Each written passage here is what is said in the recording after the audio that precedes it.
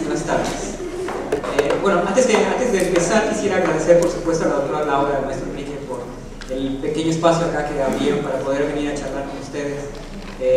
Siempre este trabajo, llevamos ya un año cacho haciendo cosas por ahí, 2 años ya casi, por ahí libros y proyectos, etcétera, donde hemos venido trabajando. Entonces bueno, siempre es un placer trabajar con excelentes amigos, y por acá hay excelentes amigos por ahí también. Entonces, les voy a mostrar, tengo dividida la ponencia en 4, digamos, grandes apartados. El primero, a reserva de que lo vieran cuadrado y muy riguroso, yo me gustaría decirles que preferiría la anarquía de que me interrumpieran cuando estuviéramos charlando. Va a ser esto una charla más que una ponencia, ¿no? Porque creo que acá muchos de ustedes tendrán experiencias de diferente tipo, y entonces, bueno, según entiendo hay varios funcionarios que trabajan en la función pública. ¿Quiénes serían los que están trabajando en la función pública? ¿Cómo en qué áreas están trabajando? Más o menos para contextualizarme. Ambiente, energía. ¿Dijeron energía? Sí. Ambiente, ¿qué más? Cultura forestal. Cultura forestal. Acá parece como periquera. Todos están allá. Áreas protegidas, ¿quién? Ya.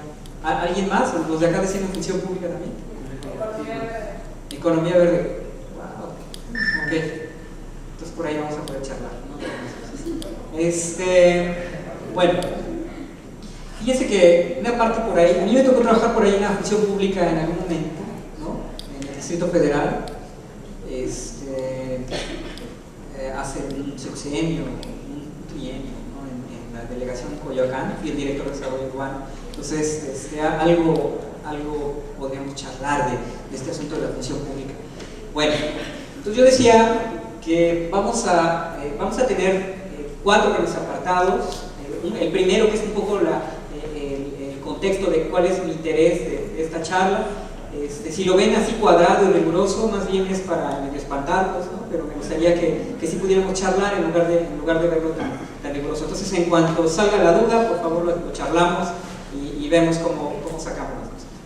Ok, entonces a mí me corresponde hablar un poco de economía de la urbanización, por supuesto en el contexto del cambio climático. ¿Cuáles son mis expectativas de estas 3 horas? Tenemos como 3 grandes apartados. El primero sería sobre el escenario territorial reciente, y por supuesto estoy volteando a ver el asunto urbano mundial y el urbano nacional, sus características, condiciones, cómo se da, cómo se expresa, cuáles son sus orígenes, un poco para poder contextualizar este asunto del cambio climático. Este sería el objetivo. Cada vez que abramos, cada vez que pasemos de tema, vamos a leer el objetivo. Entonces, bueno, podrían ir revisándolo. En adelante, esto es una generalidad. Las referencias, igualmente esto lo paso un poco, estoy diciendo, contextualizando en dónde estoy revisando este análisis. Lo segundo sería lo urbano ante el cambio climático. Una primera parte es cómo se desarrolla lo territorial, y la segunda es qué efectos tiene lo territorial respecto al cambio climático. Aquí hay 2 vertientes que hay que discutir con mucha seriedad. La primera es que en general la sociedad contemporánea requiere de la ciudad. Entonces yo vengo acá a venderles la idea de que la ciudad es necesaria para este modo de producción, para esta forma de organización social que tenemos en este momento, que es el capitalismo. Y esa racionalidad, en primera instancia, lo urbano como una representación de la sociedad contemporánea, tiene efectos. Pero la otra parte es que la racionalidad tiene ciertos ejes o ciertas características que también es necesario entender o aproximarse a ellas para saber de dónde proviene el cambio climático. De forma que vamos a ver, digamos, 2 grandes líneas. Aquí, por supuesto, veremos los efectos ambientales generales. Muchos de ellos seguramente acá ya los habrán discutido, escuché por ahí que ya lo charlaba. Aquí está, el objetivo sería estudiar los efectos territoriales del cambio climático, las referencias para este apartado.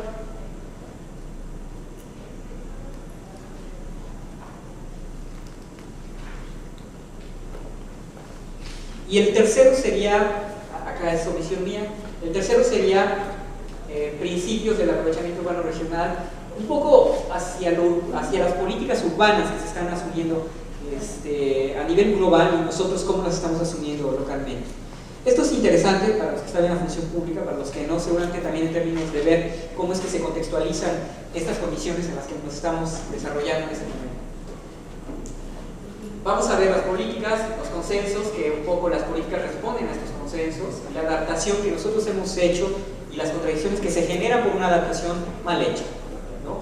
Y adaptaciones contemporáneas que son nacionales e internacionales. El objetivo sería entonces revisar las posiciones teóricas. Aquí les voy a pedir un poco de paciencia si es que han hecho una práctica, han hecho más bien un análisis muy práctico, un poco teórico. Yo voy a meterme por lo menos una media hora a discutir cosas de orden teórico que me parece relevante de contextualización general. Igualmente las referencias, la agenda general sería la siguiente, son 3 módulos de cada más o menos media hora, el tema y la cantidad sería media hora, por supuesto, para cada tema, más o menos es la estructura general. Al final me gustaría hacer una serie de conclusiones para poder discutir. Yo insisto, si en este momento lo que quieren hacer es interrumpir porque tienen alguna duda o quieren compartir alguna idea, pues lo hacemos y con todo gusto establecemos acá un diálogo. En general, son la cantidad de diapositivas, este es un cuadro obsesivo personal, ¿no? Entonces, vamos a atacar la cantidad sobre el tema que me parece que es más relevante, ¿no? Pero al final vamos a cerrar con un poco un análisis un poco más teórico, más práctico. Por supuesto, no los voy a aburrir con esto, no es mi intención, ¿no? Y en general, pues a mí me gusta explicar, pero también que me interrumpa. Entonces, hagamos los seminarios. Si se dejan, hagamos los seminarios, ¿no? Si no se dejan, ¿qué hay que hacer? Nos vamos.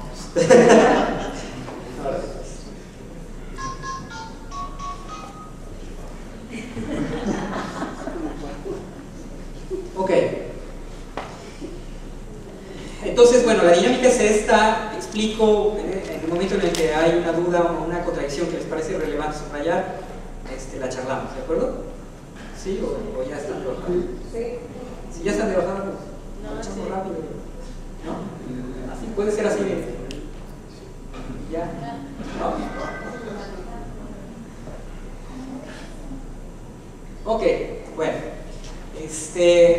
Primera parte. ¿Cuál es el escenario territorial reciente?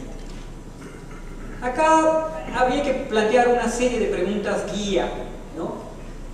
Y estas tienen que ver con, ojo, 1, ¿qué es lo que ustedes de cerca ven en torno a lo territorial? Entonces se van a dar cuenta que para muchos, por ejemplo, la ciudad no tiene un orden. Pero en una discusión académica, la ciudad sí tiene un orden económico. No hay planeación, sí la hay, pero no está completa. Entonces hay matices de lo que ustedes ven en lo territorial que hay que un poco charlar acá para poder ver cuál es el origen de estas condiciones territoriales que tenemos. Y entonces la pregunta guía sería, bueno, ¿qué es lo que yo veo en mi entorno? Un poco voy a pasar al principio una serie de imágenes para ir contextualizando este asunto. Entonces, ¿cuál es el objetivo de esta primera apartado? Analizar el proceso de transformación reciente territorial y sus efectos. Los efectos los voy a un poco a mencionar y en la siguiente apartado vamos a verlo con más calma. Vamos a hacer una aproximación al sistema urbano. Aquí, con lo que un poco vamos a tratar de jugar son con imágenes que están muy próximas a nuestras condiciones de vida.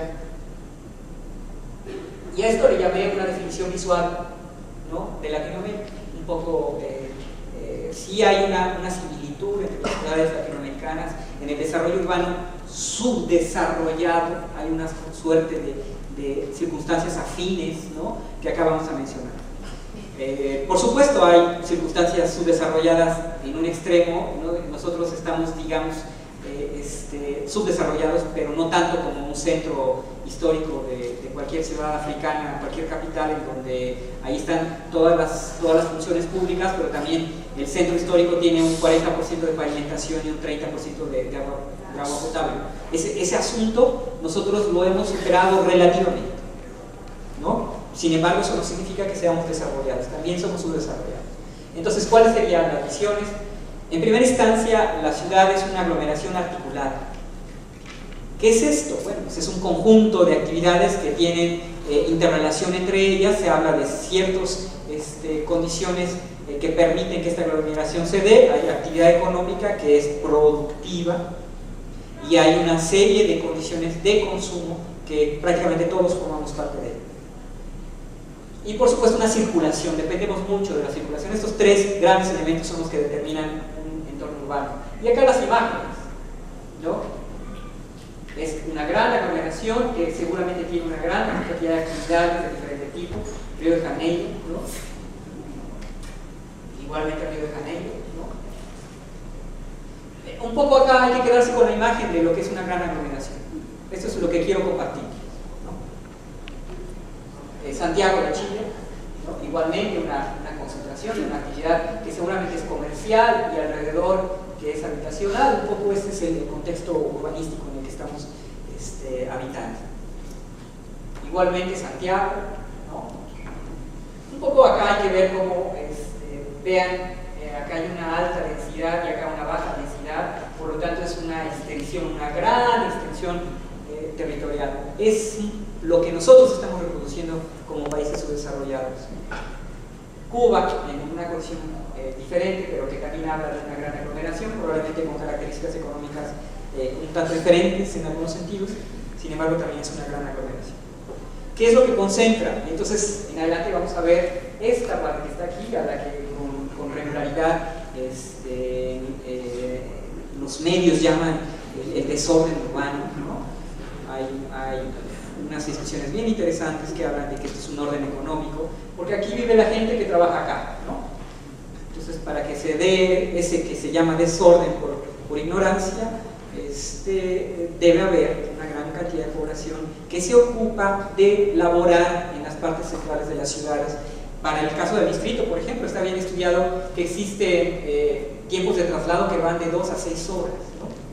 Ya estamos hablando de que todas las periferias están llenas de población que trabaja en los centros. Vean, Lima, ¿no? Río de Janeiro, una favela, ¿no?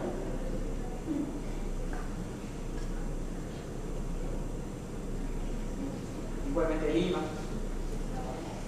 Esta gran concentración, por supuesto, veo que en esta ponencia última estaban hablando ya de cuáles son los impactos digamos, de la actividad económica o de las concentraciones. Entonces se genera un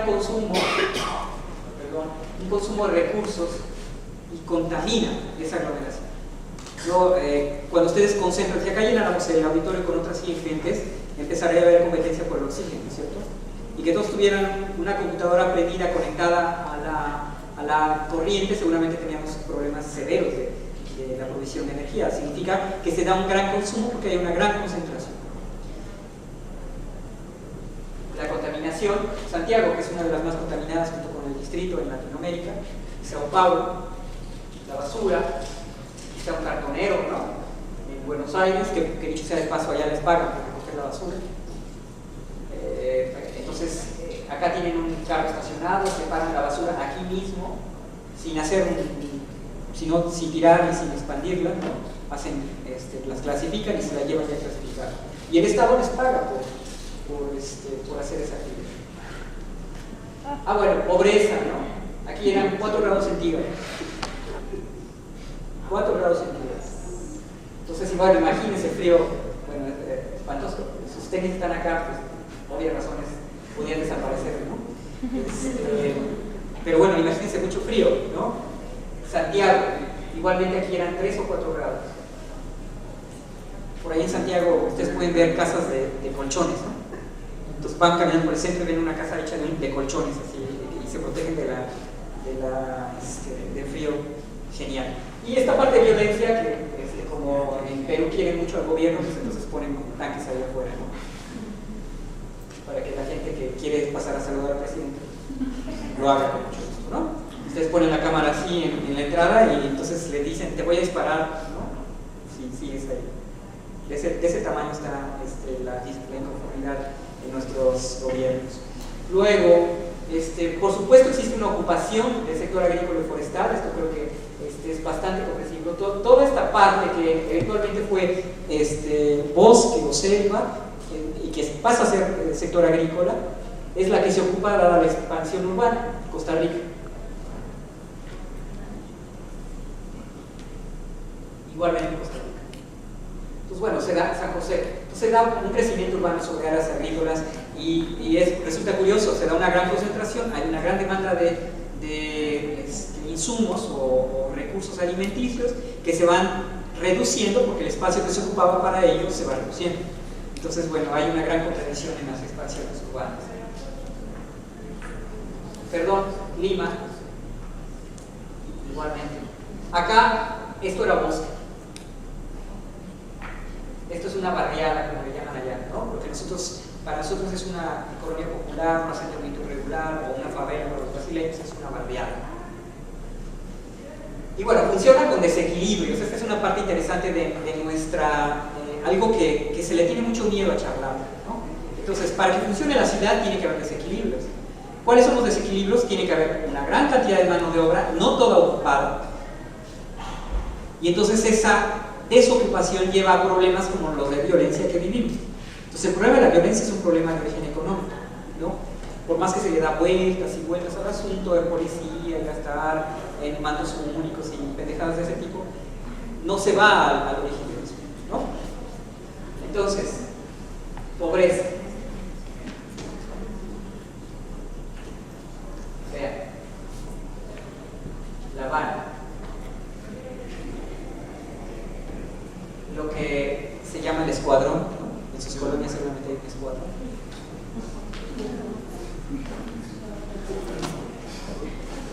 Ese fue el último minuto de mi cámara, por cierto. Uruguay, Montevideo, el abandono del centro histórico. Aquí en esta casa que no tiene puertas, viven en aglomeración indigentes. Se apropiaron de la casa, ¿no? Y entonces usan tendederos y todo el asunto. Esa es una antena de televisión hecha por ellos, ¿no? Pero acá, bueno, obviamente sobra decirles que está lleno de gente aquí en la entrada, igualmente un escuadrón de chicos, ¿no? Muy jóvenes, por cierto, ¿no? Bueno, Venezuela. ¿Qué tal la aglomeración? Ahora, ¿por qué un poco subrayar estos desequilibrios? Porque lo urbano y lo territorial está asociado al crecimiento de la ciudad con una proporción importante de asentamientos de este tipo. Entonces, la parte inicial de esta charla tiene que ver con entender que la ciudad crece en estas circunstancias, es decir, bajo una esfera económica que está muy concentrada, muy protegida, muy iluminada, muy llena de accesibilidad, de vialidad, de segundos pisos, etc. Y otra gran esfera que es esta suerte de desequilibrios, pobreza, vean esta gran cantidad de aglomeración, imagínense llegar, acá ya están haciendo, por ejemplo, accesibilidad por aire, ¿no? Entonces hacen cable metro, se llama, me parece. Entonces tú te subes a un metro que tiene 6, 8 plazas y te lleva de aquí hacia arriba, ¿no? Por aquí se aprecia uno. El asunto es que te suben hasta esta parte porque caminando es prácticamente imposible, es inaccesible. Ahora imagínense subiendo un colchón. ¿Cómo habrán subido su tanque de gas aquí, por ejemplo? ¿Ustedes lo imaginan?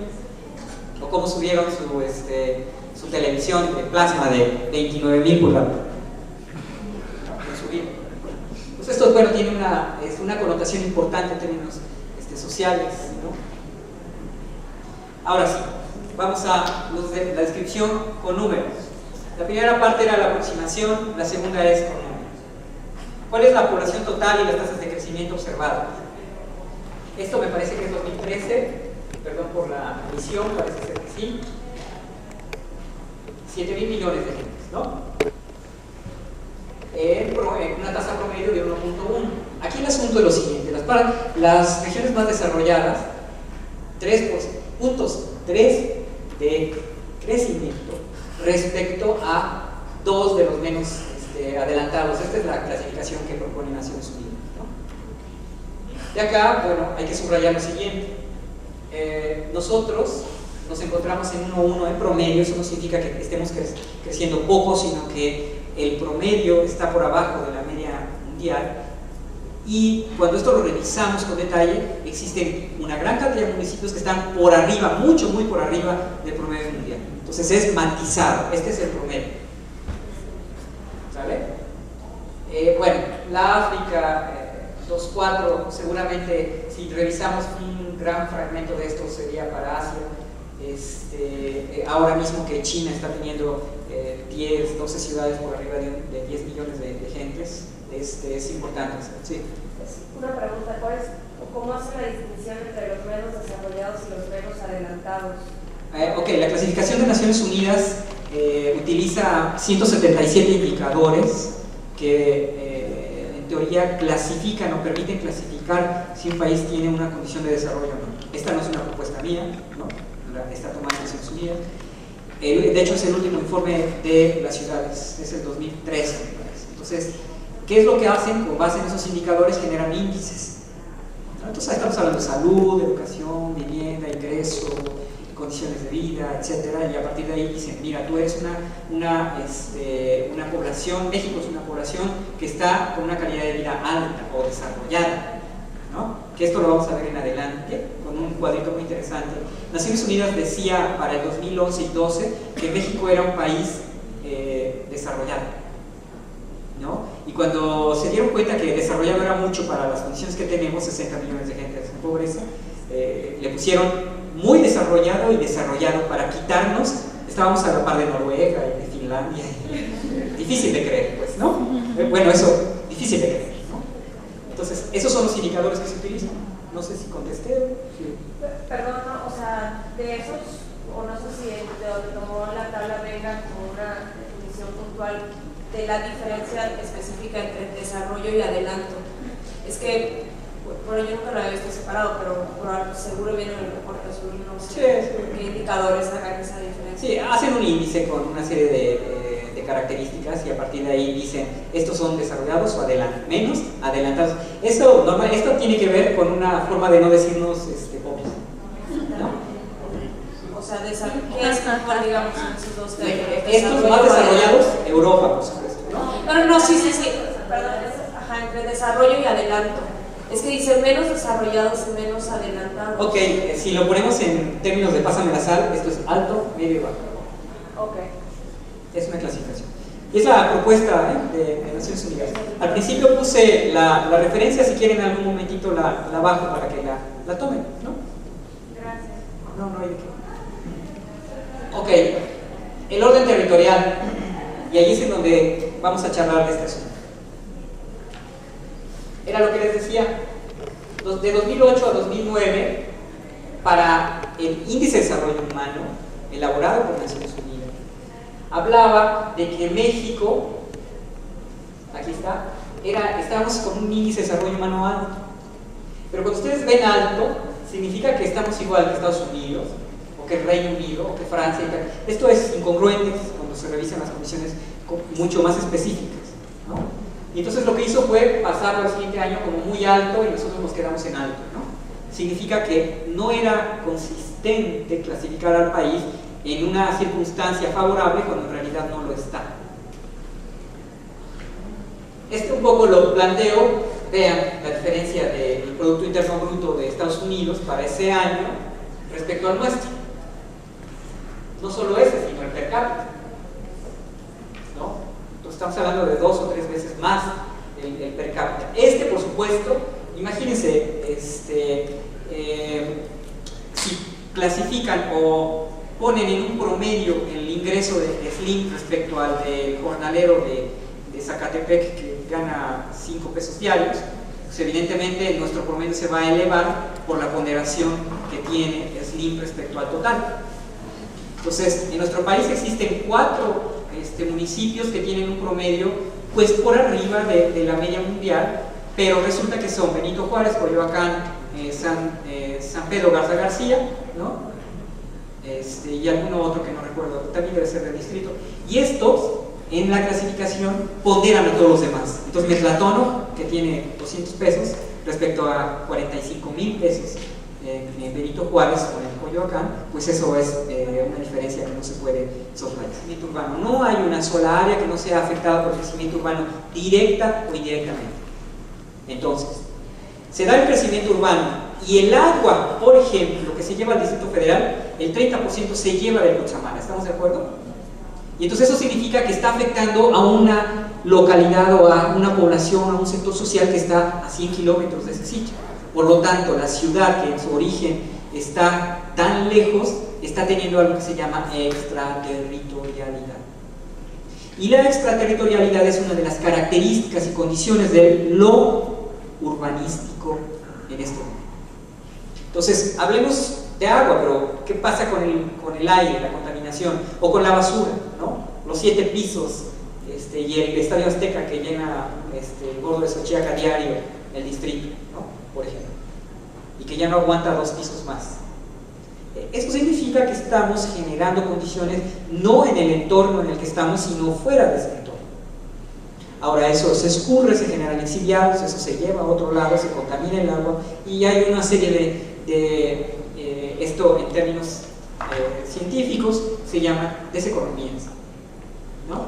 También puede ser mencionado como externalidades negativas.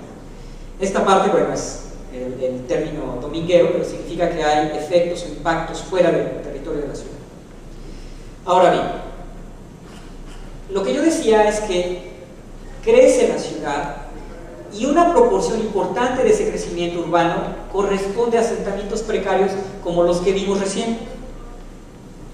Se estima, por ahí estamos haciendo una tesis de este asunto, que el 60% del crecimiento urbano en la zona metropolitana del distrito se da en asentamientos irregulares. Entonces vean, ¿no? 6 de cada 10 metros cuadrados de crecimiento urbano son para una persona, para un grupo de personas que no tiene agua, no tiene drenaje, no tiene energía eléctrica, no tiene más que piso de tierra y a lo mejor una casa con cartón. 6 de cada 10 metros.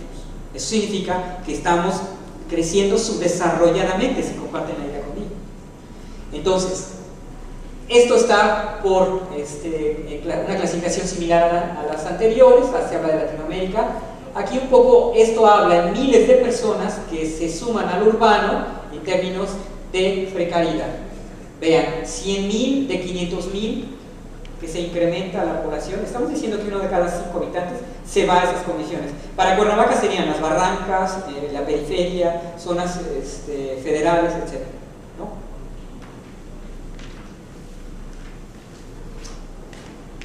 Esta clasificación es propuesta igualmente por el Banco Mundial, en donde habla de aquellas ciudades-región, ¿no? México estaría, desafortunadamente no se aprecia muy bien la gráfica, pero en general las ciudades-región son aquellas que exceden los 10, 15 millones de habitantes, ¿no? Entonces nosotros, por supuesto, en el distrito o en la capital del país está arriba de los 24, 25 millones de personas. Junto a él seguramente se indica Río, Sao Paulo, ¿no? Probablemente alguna de Argentina o de Chile, o Santiago, Buenos Aires, y alguna parte de Asia, particularmente acá, que no está, bueno, está en la parte, esta parte por cierto está desarrollada en la parte china, ¿no? Un incremento muy importante en ciudades. Ustedes saben que allá hay, por ejemplo, 4, se les ocurrió el asunto del doble piso, pero 4 veces más, ¿no? Entonces hay 4 pisos, ¿no? Entonces hay un primer libramiento, un segundo arriba del primero, y un tercero y un cuarto. Entonces imagínense la cantidad de vehículos en Beijing, ¿no? Que ha llevado a unos eventos de contaminación extrema bien interesante. Interesante en términos científicos, malo para la gente, por supuesto, ¿no? Un poco las concentraciones, vean para el 90, ¿dónde está la más alta concentración del sector industrial? Y esto es importante porque si ponemos el Ecuador acá, aquí se genera, y esto ya está bastante estudiado en IPCC, seguramente ustedes ya echaron una leída en esta parte, se genera acá el 80% de los contaminantes atmosféricos. Pero también el consumo de energía y también la generación de basura y también toda esta serie de efectos que nosotros estamos resintiendo. Esto se ve así, vean el consumo energético de esta zona y de esta zona. Por supuesto, nada comparado con el tercer mundo, ¿no? un poco aquí en la India, pues, ¿no? Y ahora que está en el proceso, sí. Rafa, ¿existe una relación en la anterior? Una relación entre, además de lo que ya nos dijiste, pero en cuanto a la disponibilidad de recursos naturales. Bueno, sí, este sector, al poner al Ecuador acá, prácticamente el norte, con ciertas condiciones, y acá los biólogos me van a ayudar un poco, de menor disponibilidad o menor biodiversidad, ha hecho que en primera instancia, desde su origen en el capitalismo, estos nórdicos vengan hacia el sur a proveerse. Entonces llevan de nosotros prácticamente todos los recursos. Entonces ustedes vean las farmacéuticas y vienen por nuestros compuestos activos, por ejemplo. Porque un cuachalalate pues, no se va a dar acá en los 40 grados, ¿sí? Hasta donde yo sé, ¿no? ¿O sí, Enrique? Porque si no, no, por nada del mundo. Entonces acá tenemos más biodiversidad y viene por eso, ¿no? Ahora mismo que nos están golpeando con todo para poder abrir y ocupar todo el territorio, una lectura de esas normas que se están votando es que necesitan venir o abrir el mercado de nuestros recursos. Entonces sí hay una correlación. Acá prácticamente administran lo que explotan acá. Habrá que citar por ahí al maestro Galeano y charlar de Galeano en las venas abiertas de América Latina para hablar de esta parte de cómo vinieron por el cobre, el bronce, el oro, especias, animales, etc. ¿no? Petróleo ahora, por supuesto. ¿no? Y bueno, esto habla un poco del consumo. Vean, el consumo energético, con todo respeto para los vecinos, no debería tener, pero bueno, esto se debe gastar. Entonces, ellos necesitan estar enfriándose en verano, necesitan su aparato prendido, ¿no? Y necesitan estar calentándose en invierno. Y esa cosa prendida todo el día, todos los días. Imagínense eso. Nosotros acá lo hacemos con que abramos la puerta y te quitas la camisa. Y con eso más o menos la libras, ¿no? Pero acá que tienen estas condiciones implica que hay un altísimo consumo energético. Entonces, ¿por qué creen que estamos preocupadísimos, PRI, PAN y todos esos partidos por votar una reforma que se lleve el petróleo? Pues porque estos cuates lo necesitan. O sea, están urgidos de petróleo antes de que terminen sus ciudades, ¿no? Es un asunto muy, muy importante geopolítico. Y es cierto, eso está estudiado, no es ninguna... Bueno, entonces yo decía que existe un crecimiento urbano, una gran proporción de población que está en condiciones de pobreza. Naciones Unidas clasifica como slum. En el tercer mundo le hemos llamado de diferentes formas, ¿no? Hay un comentario bien interesante de cómo abajo del Ecuador, o bueno, en torno al Ecuador, en el tercer mundo, en el sur, digamos, del planeta, lo que se ha llamado el sur, nosotros hemos generado también una teoría que está estudiando el asunto. Bueno, para los anglosajones le llaman slum, para nosotros es colonia regular, ¿no? Asentamiento regular, y de ellos puede ser La Varona, Altavista, Chamilpa, Ocotepec, y el 60% de la ciudad de Colombia, ¿no? Las Barrancas, etcétera, etcétera. De acá yo quisiera subrayar lo siguiente. En miles, ¿no? ¿Y cuántos corresponden a slum? O sea, crecimientos urbanos en esas condiciones. Ahorita hablamos de a qué nos referimos. Esto solamente para las regiones en desarrollo, ¿no? Vean, 800 de 2 millones. Significa que es, ¿qué les parece? El 40% en promedio. Entonces, 4 de cada 10 en promedio en los países subdesarrollados están en esas condiciones. Esto es un eje central de una charla de cambio climático. Si ustedes integran a la discusión el asunto de cómo le hacemos para llevar un poco de ambiente a esa gente. Ambiente, lo estoy metiendo en una bolsa grande que dice aire, agua, energía, piso, por lo menos, ¿no? ¿Cómo hacemos? Participación ciudadana, generación de políticas, etc. En millones. Para Latinoamérica, Asia, que bueno, nada más con la India y China, pues obviamente aplastan a México, ¿no? Pero nosotros no estamos, no cantamos nada las rancheras, ¿no? Vean para el 2010.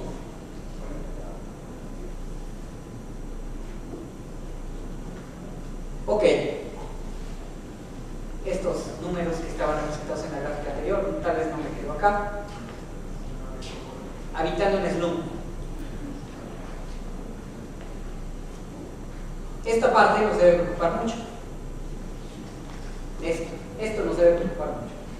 ¿Por qué? Porque entonces estamos diciendo que nuestro desarrollo urbano tiene condiciones de su desarrollo estructural. Es decir, cada vez que crece la ciudad, crece bajo condiciones adversas. Y eso es grave, ¿no?, para el ambiente, pero también es grave para la sociedad que está en estas condiciones de deterioro tan importante. Ahora, ¿a qué se refiere este asunto del slum? Esto es importante, ¿no? La imagen.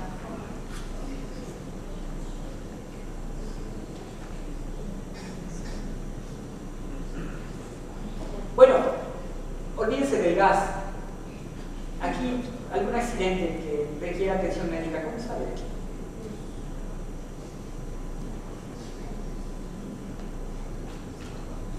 ¿Cómo? Pues cagando, ¿no? Caminando y medio muriéndose, ¿no? Y con el hígado acá afuera, ya casi agarrándolo y caminándose, ¿no? En esas circunstancias, ¿no? Vean.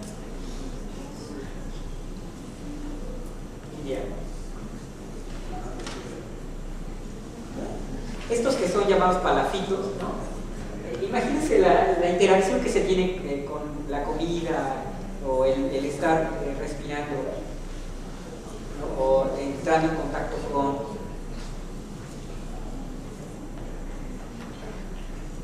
África, con la basura.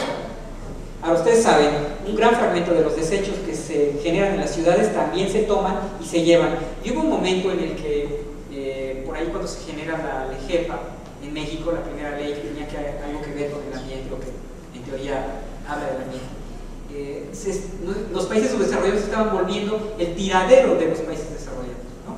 Entonces, ya junté todos mis computadoras que no me sirven, entonces esas me las agarro y me las llevo a un país subdesarrollado en donde compré un predio de tantos kilómetros cuadrados y ahí los echo. Los vehículos, las llantas, la basura, el PET, etcétera, etcétera. Incluso desechos radioactivos, por ejemplo, ¿no?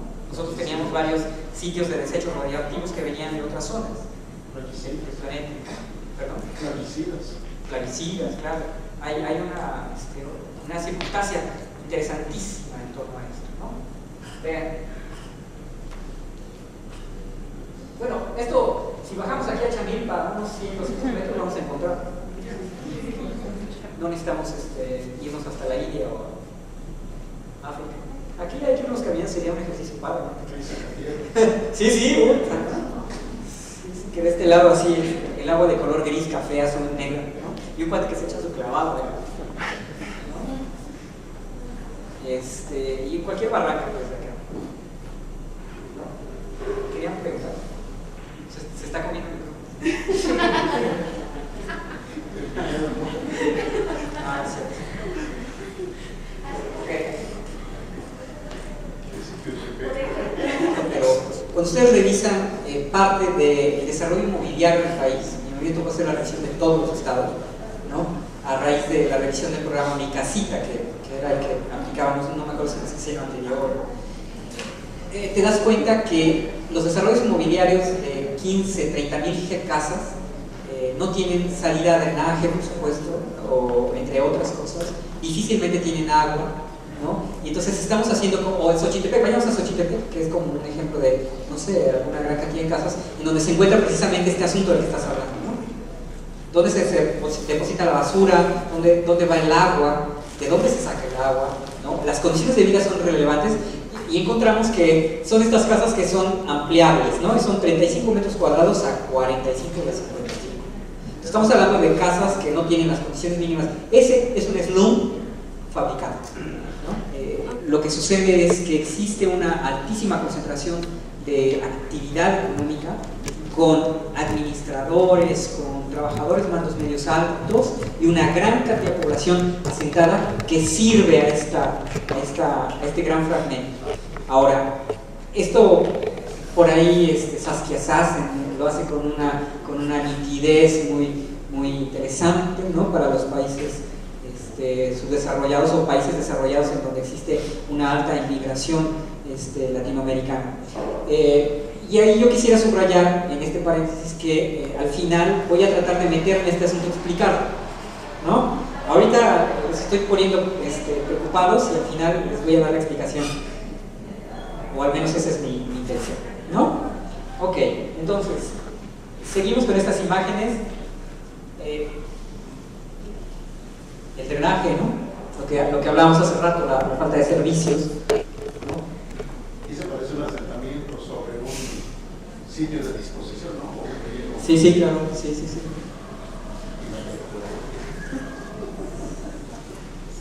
Vean.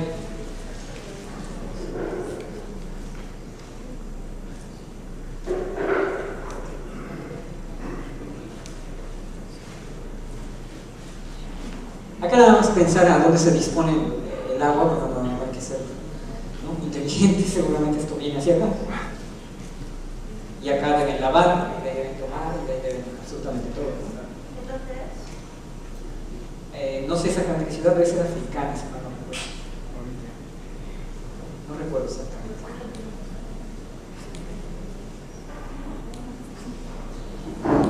Bueno, acá vean esta maravilla de... ¿No? Falta el respeto directamente. Por ahí en Santo Domingo, en Coyoacán, Santo Domingo está sobre... Acá aquí no son chilangos. ¿Sí? Bueno, Santo Domingo está construido sobre piedra, ¿no? Entonces, no había posibilidad en su momento de hacer drenaje. Y entonces, por ahí, todas las colonias de Santo Domingo, que es la zona más concentrada y de más pobreza, no solo de Coyoacán, sino del distrito, el drenaje está 10 centímetros o 20 abajo, porque no pudieron en su momento hacerlo más grande. Entonces, aquello cuando llueve, se hace una laguna como esta.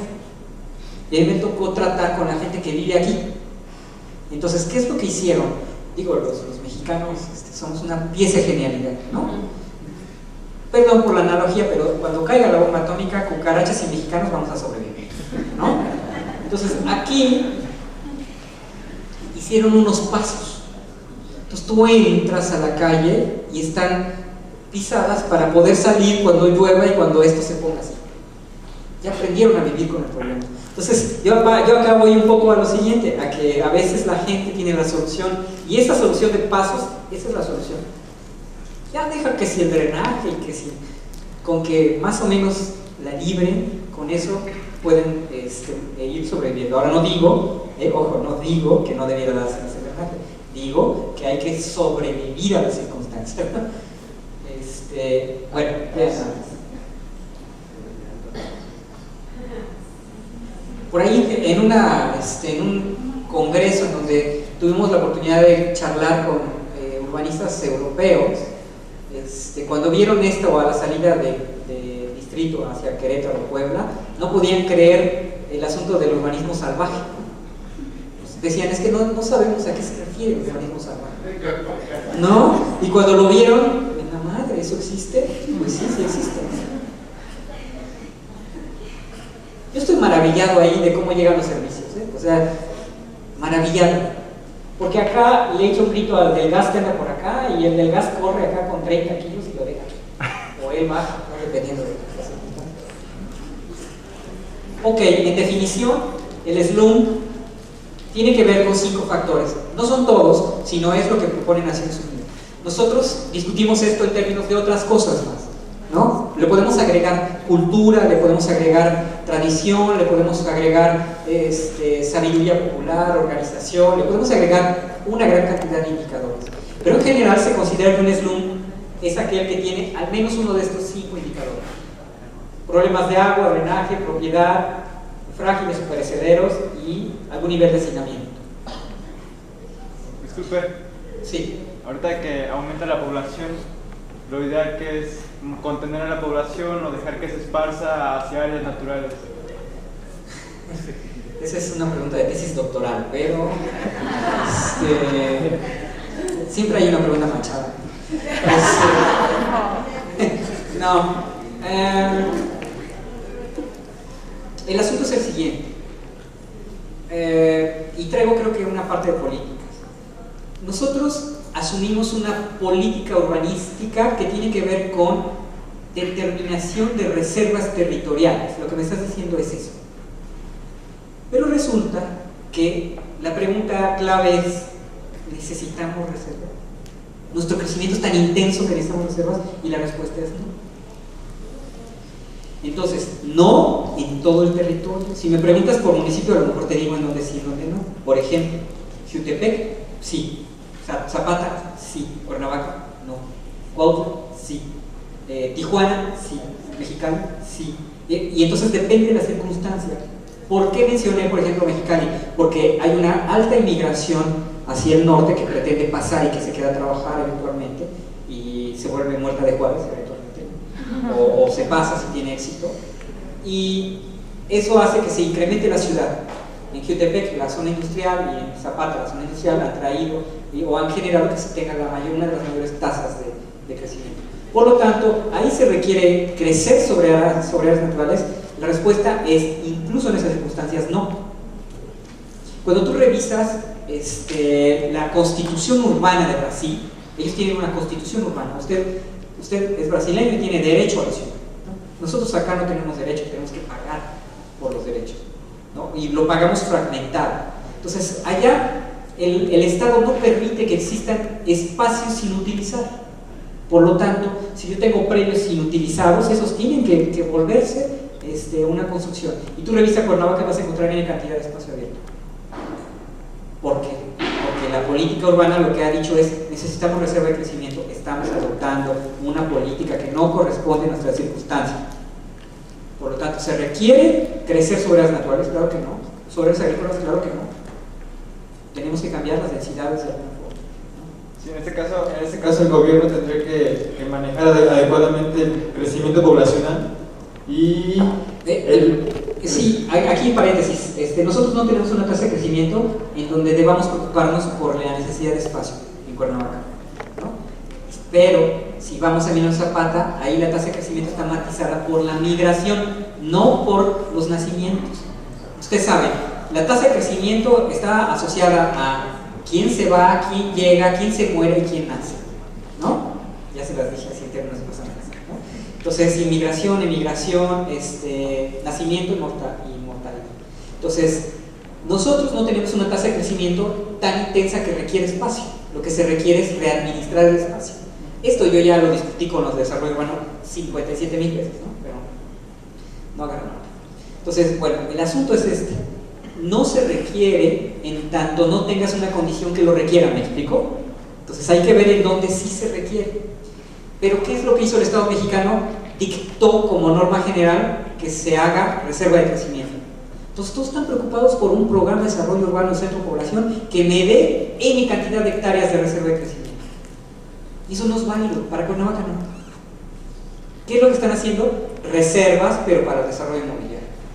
Entonces están acabando con las reservas territoriales por el desarrollo inmobiliario.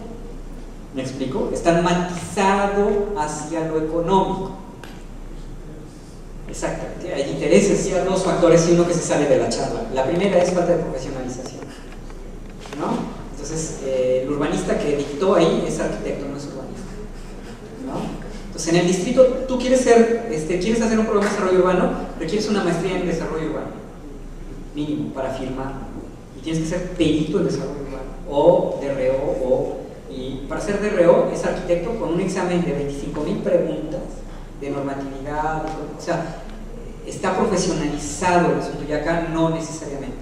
Entonces, incluso en Cuernavaca, los que hacen desarrollo urbano son chicos que estudiaron una maestría, pero que llegan, leyeron cosas de 1970, nunca hicieron investigación, no oyen a los investigadores, y entonces imponen condiciones. Una parte, me quedo ahí, es falta de profesionalización. Dos, Esa técnica de establecerse sobre reservas sobre reservas territoriales, sobre reservas naturales y sobre áreas de riesgo está contraindicado. O sea, cuando te enseñan a ti en la maestría, ¿sabes qué? Esta no puede ser ocupada, no es ocupada. Punto. Entonces, quien determinó ahí, perdón, la regó, ¿no? O bueno, ¿no? Entonces, y que si puede ser hacia una zona fuera del municipio, no. Fíjate que no. Sí, porque tú no tienes competencia en lo territorial para decirle al otro municipio que, a ver, oye, mira, este predio va a ser para nosotros, ¿no? Y se lo das a Temisco, ¿no? Eso no puede ser. Pero bueno, entonces, ¿les parece? ¿Cuál es la perspectiva mundial? Esto es en donde hay más asentamientos irregulares o precarios, slum, por continente.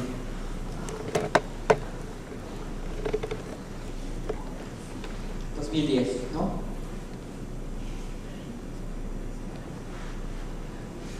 América Latina. Por lo que entiendo, entonces en México estamos en general igual en todos los estados. ¿Perdón? Estamos igual. En el anterior donde sale México, se ve una diferencia. Ahí lo que, como decías, ahorita les voy a enseñar por municipio esto. Porque si yo veo la imagen, yo veo que en todo el país estamos iguales. No se ve una diferencia. Sí, ahorita les voy a enseñar eso. Es una buena pregunta. Esta homogeneidad es del informe de ciudades del 2012. Entonces, efectivamente, no es homogéneo. Este es el promedio. Y cuando tú promedias, pues es el que tiene 10 años, el que tiene 7 y el que tiene 103, ¿no? ¿O el que tiene 2 cámaras? Sí, claro. Sí, es un promedio. Asia. Esto mencionando algunos sitios, para subrayar. Tijuana, vean, 4.3% de crecimiento. Arriba de eso, algunos más. Pero vean, en América Latina somos los gloriosos, con una tasa de crecimiento altísima. Aquí sí, ¿qué onda? ¿Qué hacemos con el crecimiento urbano? Aquí sí, en Tijuana. Ahí sí. Porque en Cuernavaca estamos en 1 punto no sé qué, no sé si. Pero vean, 4. Cuando ustedes dicen 2% implica que se duplica cada 10 años. Cuando es 4 veces en 10 años. O sea, meter en menor cantidad de tiempo una gran cantidad de gente, ahí es un problema muy serio, muy serio. Bueno, Shenzhen, que es como el ejemplo de Oriente, que más se ha incrementado su población. Aquí hay ciudades también indias, ¿no? China. Perdón. África. Vean, 13.3 de crecimiento es una locura. Bueno, y ahora sí vamos al asunto en México. Se estima que la población urbana se incrementará en todo el planeta de 50 a 80% en las siguientes 2 o 3 décadas. ¿9.000 millones? Población urbana es el porcentaje de población respecto al total mundial. Respecto al total mundial. ¿Sí estamos? Somos 7.000 millones y de esos 7.000 en este momento hay 3.500 viviendo en ciudades. Ese 3.500 se va a incrementar a 5 o a 6 en 20 o 30 años. ¿Me explico? Sí. Ok. Entonces, nosotros ya tenemos 80% de población urbana. Sí, o sea, en 20 años prácticamente todo el mundo va a estar en la ciudad. Nuestra tasa de crecimiento promedio es 1.5. Como ven, la tasa promedio de crecimiento era 1.1 mundial. Estamos por arriba. Luego, tenemos 365 ciudades. Acá podemos pelearnos. No, son 362. ¿Cómo se define una ciudad? ¿La ciudad es de cuánta gente? Esta es una clasificación utilizada en términos académicos. Existen 55 zonas metropolitanas. Una zona metropolitana es cuando varios municipios se articulan entre ellos, ¿no? En una definición rápida. Entonces, Cuernavaca es una zona metropolitana porque se articuló con Jutepec, con Zapata, ¿sale? ¿Perdón? Temisco, incluso ya se considera hasta de postura jurisdiccional. Sí. ¿Cuáles han sido las causas reportadas para que esta población urbana tenga este crecimiento? Causas para que la población urbana crezca. ¿Puedo responder esa pregunta hasta el final? Le dejo dos ideas. La actividad económica concentrada es un atractor de población. Entonces, el Distrito Federal concentra la actividad industrial y empieza a emigrar la gente al Distrito Federal, ¿no? Entonces el distrito crece, ¿no? Y entre 90, 80 y no sé qué, y 90, 82 y 92 creció 40, 50 veces. Entonces, una de las causas es esta, ¿no? La concentración de actividad económica. Sí, esas son las típicas. A donde iba era dar los diplomados, o sea, está aumentando por cuestiones del cambio climático. Ok, esa es una pregunta mucho más específica. Si me dice que existen poblaciones que emigran por los efectos, sí. ¿Que eso se está dando en México? Sí, pero en ciertas zonas, sobre todo aquellas que han sido afectadas por derrumbes, deslaves, huracanes. ¿Cómo?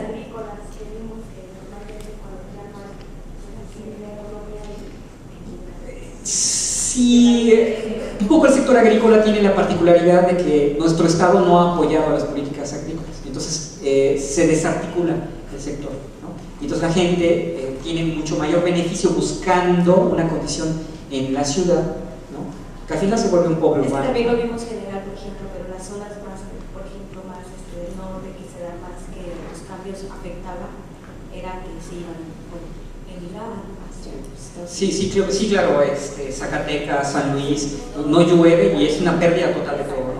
A mí me tocó hacer por ahí un análisis de programas de desarrollo urbano local. Eran 30 y no sé qué. Entonces me fui a todos los municipios pobres del país y me tocó estar en 2 o 3 de Zacatecas, 2 o 3 de Sinaloa y 2 o 3 de San Luis, en donde no había hombres, ¿no? Entonces tú llegabas a una ciudad desierta, ¿no? A un asentamiento desierto, puras adultas mayores y adultos mayores y niños y eventualmente mujeres, pero no había varones. ¿Por qué? Porque la actividad agrícola, desafortunadamente a las condiciones desérticas, hicieron, entre otras cosas, que migraran, ¿no? Pero ahí había una solución de política pública. El asunto es que al Estado no le interesa eso, ¿no? Pero bueno, ese es tema también. Ok, el 31% de la población está en pobreza, el 8% en indigencia. Esto, reporte de la CEPAL 2013. Es importante subrayar acá que en indigencia implica que no solamente puede tener un ingreso de hasta $1 diario. Pues ustedes pónganle ahí 14 pesos diarios y ¿qué pueden comprar con 14 pesos diarios? Y 1.7% estamos diciendo que es, ¿qué les parece? 3 millones de gentes. 3 millones de gentes. Es muchísima gente. Ok, y ahora sí, a lo que decían de los municipios acá, que si hay una diferencia o no. Y traigo mi show por acá.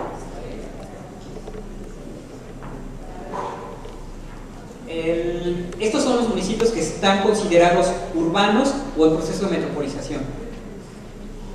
Léase todos los municipios con ciudades. Esa es la lectura. 547. ¿Sale? Estas son las ciudades. 2005, ya tenemos esta imagen, este shape para los que manejan el SIC, ya lo tenemos 2010, ¿no? Eso significa que esta zona seguramente ya se incrementó de la misma forma que esta y esta de la periferia. Entonces vean esa estructura territorial. Cuando decíamos acá que lo territorial está matizado por el crecimiento urbano es por esto. Todo este crecimiento urbano acabó con una región agrícola extensa y con una reserva de bosque y selva. Este fragmento o en este grado se llama una aglomeración del eje volcánico transversal y está asentado sobre la zona de mayor reserva de bosque y selva, donde se produce casi el 40 y tantos % de agua para la ciudad. Entonces, por supuesto que está aquí, no está acá porque acá no hay agua, ¿no? Ni está acá porque es dificilísimo acceder, hay poca accesibilidad. Ok, lo que decíamos, población urbana, municipios urbanos, tasa de crecimiento urbano, anual. Aquí están metrópolis, megalópolis, bueno, son 8 ciudades que conforman la megalópolis, son 10 metrópolis, aglomeraciones conurbadas y clasificación. Esta es una propuesta del CONAPO, ¿no? Que se hace cada 5 o 6 años.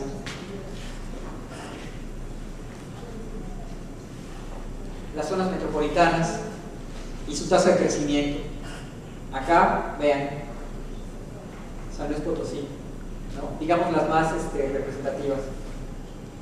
Ocotlán, que en realidad o Puerto Vallarta, que tiene que ver con en dónde estaría un problema de cambio climático relevante. Si ponemos acá la media mundial, está por acá.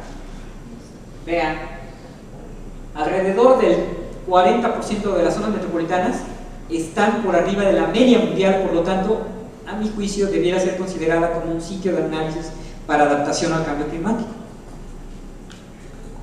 ¿Por qué? Porque hay una altísima aglomeración, hay efectos adversos importantes. Tan solo en esta zona, vean, esto que representa 6-7 estados, Querétaro, Estado de México, Morelos, Puebla, Distrito Federal, Tlaxcala, Hidalgo. En esa zona se genera 33%, o sea, casi una tercera parte de la actividad económica del país. Por eso la gente va ahí, porque allí hay empleo. Entonces, no apoyan el sector agrícola, pues entonces yo dejo esta parcela y me voy ahí en donde me voy a volver jardinero, chofer, cuidador, velador. Entonces se vuelve un pobre rural, un pobre urbano.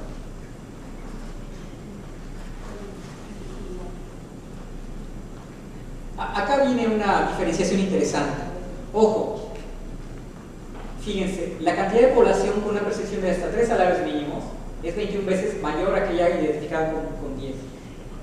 3 salarios mínimos es lo que no alcanza para sobrevivir o subsistir, ¿no? Mensualmente. Eso implica entonces que nosotros, cuando revisamos cuál es la canasta básica de satisfactores esenciales, Julio Bordigny, encontramos que el 82% de los municipios, vean, 8 de cada 10 municipios, el 60% de la gente tiene un ingreso de hasta 3 salarios mínimos. ¿Ven el nivel de circunstancia urbanística en el que estamos? 6 de cada 10 gentes en 82% de los municipios no alcanza a percibir lo mínimo indispensable. Esa es la lectura de los números.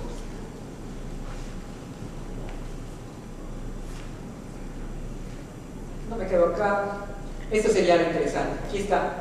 ¿Recuerdan esa pregunta de si todos los municipios son iguales? Ahí está la diferencia. Pero hay desarrollo económico, pero no desarrollo social, ¿no? Sí, porque la discusión, y esta respuesta también la voy a dar al final, ¿no? Pero nuestros administradores han utilizado la palabra desarrollo como sinónimo, desarrollo económico como sinónimo de desarrollo. Entonces tú cuando hablas con un administrador te dice, es que necesitamos tener desarrollo económico para que haya empleo, para que haya ingreso, para que haya beneficios. Y te dicen ahí una retaíla de justificaciones que no son sinónimo de desarrollo, son desarrollo económico. Pero esa es una corriente teórica que es la que prevalece en este momento en nuestro estado. Entonces, bueno, ahí es una circunstancia. Al final también voy a meter. Le llamaríamos capitalismo, ¿no? No, el capitalismo es todo el sistema, ¿no? Todo el sistema. Digamos que es la corriente teórica que promueve que el capitalismo se reproduzca cada vez más intensivamente. Y esa corriente teórica se llama neoclásica. Entonces, ahí los colegas neoclásicos asumen que el desarrollo es desarrollo económico. pero nuestro secretario de Hacienda, nuestro secretario de Economía, todos son neoclásicos. Tú no, incluso hasta el de educación, no sabe ni qué carajo significa desarrollo económico, lo dice, ¿no? Necesitamos desarrollo económico, empleo, ¿no? Así funciona, por lo menos en nuestro estado así funciona. De acá hay que subrayar lo siguiente, esto está hecho por municipio, entonces no es poca cosa revisar que vean, ¿les parece si un 50% está en una condición de medio a alto de pobreza? Pero es más Hacia el sur, sí, claro. Hacia el sur. Sí. A ver, de acuerdo a tus estudios, hablando de lo que dice el compañero, esos municipios sí tienen un desarrollo, o no sé si lo haya, un desarrollo tanto social como de necesidades básicas. Ahí la respuesta es la siguiente. Acá donde, en esta parte, donde se localizaría el Distrito Federal y la corona regional, ahí es donde se genera el 33% del PIB, ¿recuerdas? Sí. Bueno, se genera una gran actividad económica, pero también un nivel de polarización. Sí. Y entonces ahí el asunto es, o la perversión, para responderte, gracias por ayudarme, es que en donde hay una altísima concentración de actividad económica, hay una altísima concentración de desequilibrio. Entonces, ¿por qué el Distrito Federal tiene una periferia llena de mares de casas? Porque hay una altísima concentración de actividad económica. Entonces, no se puede dar si no hay... Eso funciona de la siguiente forma. Se llama reserva de mano de obra o reserva de trabajo. Entonces, tú vas a una empresa y no aceptas el pago que te está dando, gracias, el que sigue, hay alguien más que quiere y que va a aceptar los 10 pesos diarios con tal de comer algo. Entonces necesita mucha gente que esté ahí porque puede desecharla toda en cualquier momento. Incluso ahora la reforma laboral lo que dice es que te pueden despedir, por ejemplo, por correo electrónico. Entonces le está dando chance a las empresas para que tú seas suprimible, sustituible, ¿no? Entonces ese es uno de los encantos de nuestro estado, ¿no? Que nos está dando toda la torre. Hay que hacer una breve descripción. Lo urbano pasa por el asunto de formar una concentración. ¿De qué? De población y de actividad económica. Y ustedes revisan Egipto en otro modo de producción, esclavista. Era una concentración de actividad económica y población. Entonces, en definición no convencional, ojo, no convencional de ciudad, tiene que ver con concentración. Y concentración articulada. Entonces, bueno, esa sería como por donde transita este discurso que ahorita estamos charlando. Y la otra es que lo convencional habla de una cantidad de población. Entonces habla de una concentración 15.000, 25.000, y esta medida en Europa es diferente y para nosotros es diferente. Hace 10 años y hace 15, ¿no? Y Uniquel hablaba de 15.000 y después CONAPO habló de 25.000 y ahora se habla de 50.000. Entonces, lo que hay que entender es que esa concentración tiene una actividad que permite que se sostenga la concentración. Sí traigo una gráfica de esta parte, al final, ¿no? Pero fíjense qué bueno, todo buen mexicano. Pero no sé si te respondo, un poco lo que estoy diciendo es que me refiero a una concentración, ¿no? Y esta definición pasa por características de estas concentraciones, de cómo se desarrollan ahora mismo. Por ahí estoy transitando. No puedo meterme en el asunto de la ciudad más si así lo quieren, ¿no? Si ves un poco más adelante, a lo mejor voy completando cosas, ¿no? Ok. El interno bruto per cápita, aquí está en dólares ajustados, pero vean, todo el país está prácticamente en estos dos rangos, medio y medio bajo. Y los altos, que decíamos, está en el centro, que es Coyoacán, Benito Juárez, Miguel Hidalgo, San Pedro Garza García, y por acá en Campeche y en Cancún. Pero bueno, es en donde más concentración económica hay. Y el resto del país pues está en una desarticulación pavorosa, ¿no? De 0 a 2.600. Ahora esto, multiplíquenlo por la cantidad de dólares y divídanlo entre 12 meses para que vean a cuánto equivale el nivel de ingreso de la población del país. Y en verdad está grave el asunto. Ok. Las viviendas con algún grado de hacinamiento también es alto. Asumamos que de medio a medio alto y alto sería un poco más de una cuarta parte del país. Por supuesto, los hacinamientos se dan con mayor intensidad en donde hay más ciudades, ¿vale? Porque en el campo es relativo el hacinamiento. Y entonces, ¿a qué se refiere con hacinamiento? Cuando existe una gran cantidad de personas viviendo en una habitación solamente. Y se establecen metros cuadrados, pero bueno. Vean. Y ok, cerramos esta primera parte. Después de esto, si les parece, hacemos un corte para respirar, contar hasta 10, hacer zen y regresamos, ¿no? El primero, para algunas, el planeta se está volviendo cada vez más urbano. Se estima, como decíamos al principio, que hasta el 80% se llegará a ser urbano en las siguientes 2 o 3 décadas. Eso va a exigirle demasiado al planeta. Imagínense la extraterritorialidad del 80% de la población. O sea, prácticamente esas concentraciones, si ustedes revisan, en México las ciudades ocupan en un orden del 12 al 15% del territorio y generan la mayor demanda de agua. Entonces imagínense lo extraterritorial que se está moviendo la ciudad. Entonces no hay desarrollo sustentable. ¿O sostenible? Puras preguntas doctorales. Sí lo hay, parcial, y depende de qué circunstancia. Entonces, ¿hay ciudades sustentables? No completamente, pero hay proyectos que trabajan hacia la sustentabilidad, sí. Acá, por ejemplo, con Julio, la recolección de basura es un mecanismo de desarrollo sustentable. Las economías verdes para el gobierno, ¿no?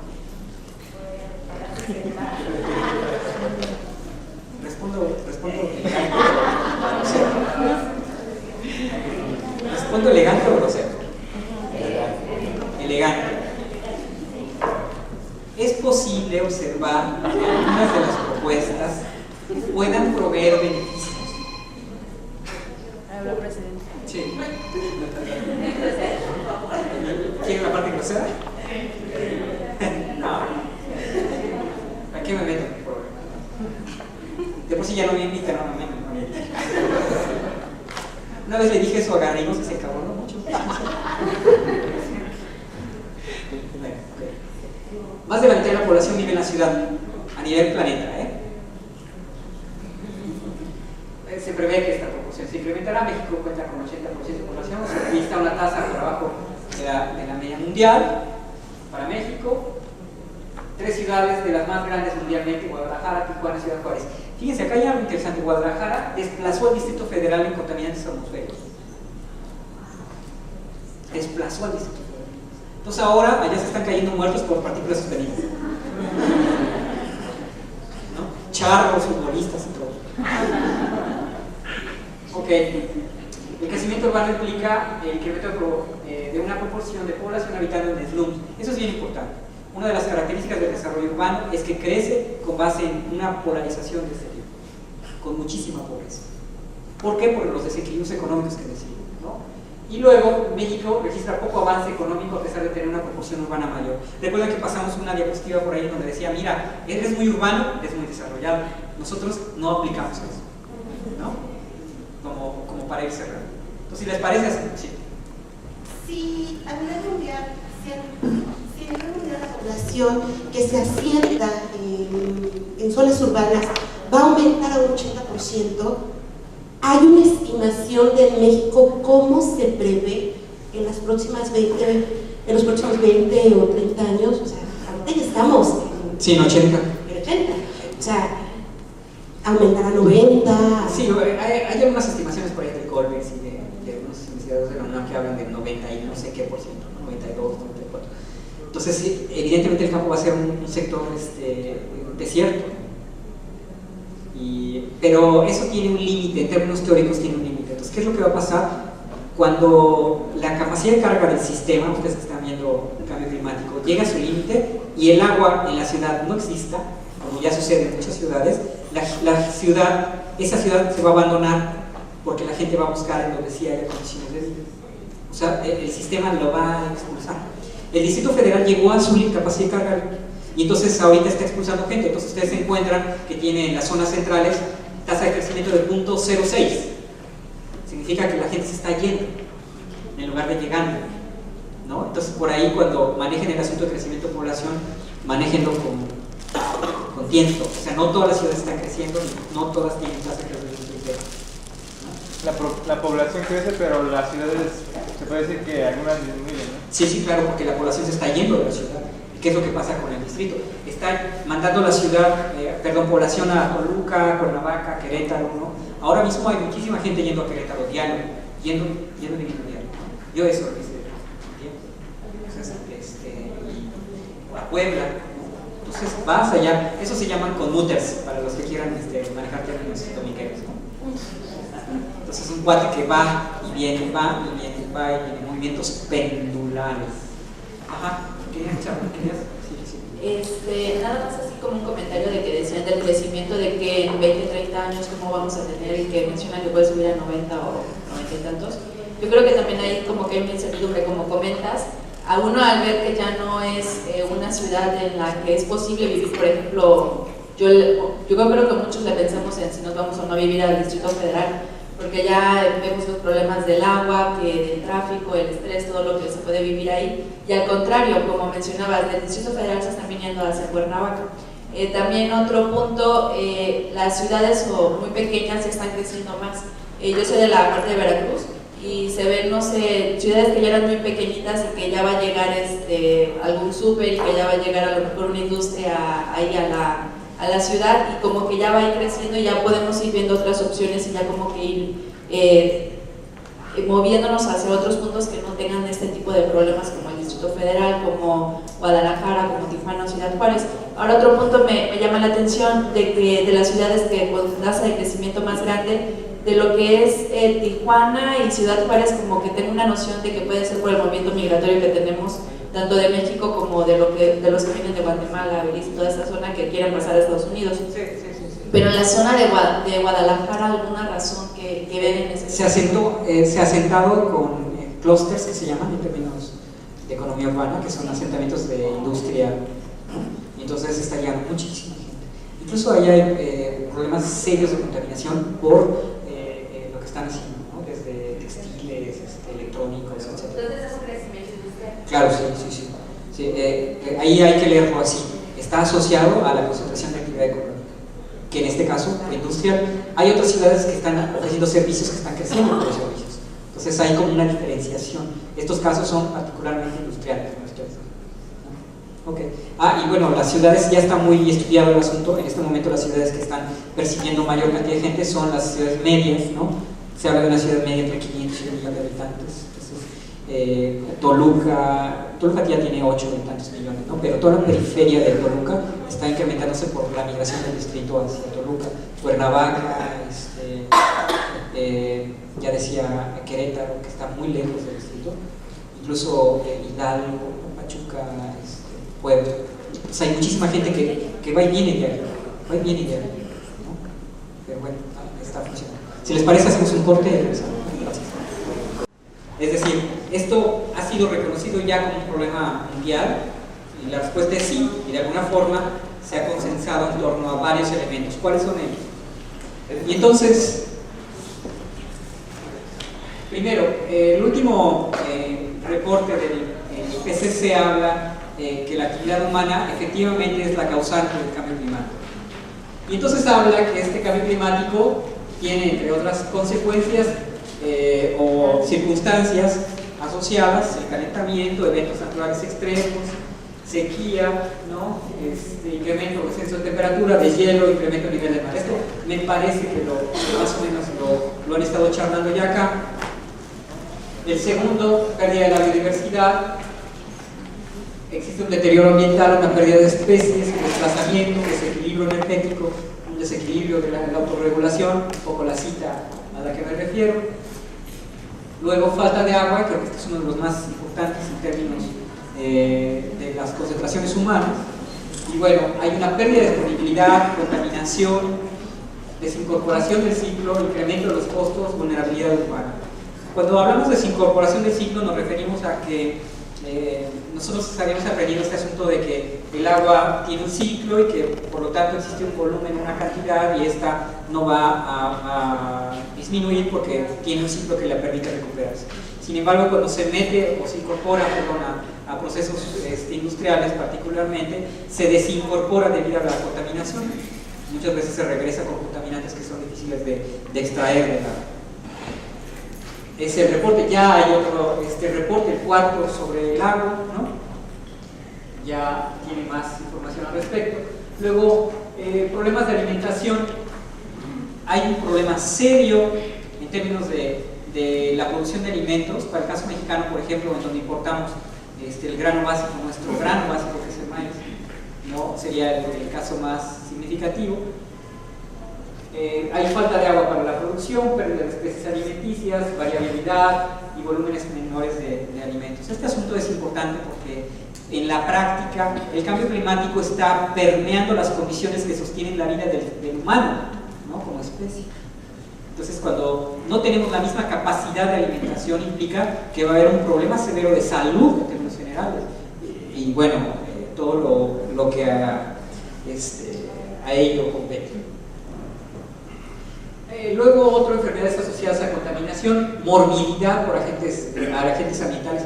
Cuando está uno expuesto a contaminantes atmosféricos, ya sean partículas suspendidas, ozono, dióxido de carbono, normalmente tiene impactos en la salud, y entonces esto ya está estimado. Pero también impactos en términos del agua que está contaminada, en términos de la interrelación con contaminantes de diferente naturaleza. Mortalidad, población vulnerable, enfermedades asociadas a la falta de disponibilidad de agua, ¿no? Y bueno, los informes mundiales sobre la ciudad refieren al asunto de cómo es que la población que habita en estas concentraciones debe tomar ciertas estrategias concretas. Adaptarse, atención a la disponibilidad, problemas de desarrollo. Si tantito me apuran, ahorita que decían economía verde, debiera ser la atención a la disponibilidad de agua, ¿no? Ese sería un eje fundamental del Estado si es que quieren ponerse en discusiones relevantes, ¿no? Problemas de desarrollo, manejo energético, por ejemplo, tanto disponibilidad de agua como manejo energético y pobreza. Por ahí nos corresponde hacer unas tesis de maestría y doctorado que están discutiendo este asunto muy seriamente, ¿no? Entonces, por ejemplo, en una tesis de maestría modelamos cuál es la cantidad de agua. Modelamos significa que lo metimos a un programa y estimamos el volumen de agua para capturarla y distribuirla a la población, ¿no? Y luego diseñamos el modelo de construcción para que esa agua sea almacenada y sea distribuida. Entonces tenemos del orden de 16 a 49 millones de pesos por unidad, le llamamos unidad de manejo y administración de agua. Entonces sabemos perfectamente cuánta agua requiere Cuernavaca y cuánta agua se recuperaría de la lluvia. Esos son proyectos, sí, de vanguardia, ¿no? Bueno, y revisando algunos casos, eventos extremos. Katrina, un poco mejor rápido acá, cómo la ciudad se ve afectada por el cambio climático. Fukushima, que también tiene que ver como de orden económico. Acá ustedes saben que este contaminante no se queda acá, se traslada, ¿no? Y entonces eso contamina y genera lo que decíamos extraterritorialidad. Chernobyl, que es un caso anterior, pero que bueno, vean qué circunstancias. Sandra, que qué bueno que lo vio los gringos, ¿no? Por lo menos alguna vez.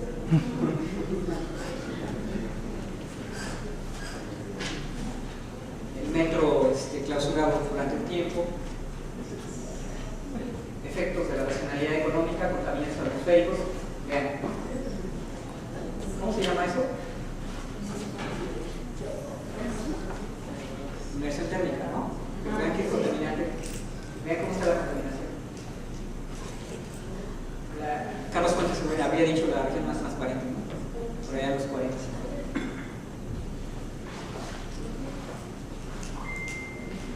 Igualmente la contaminación. Otro efecto de la racionalidad económica, la contaminación sólida.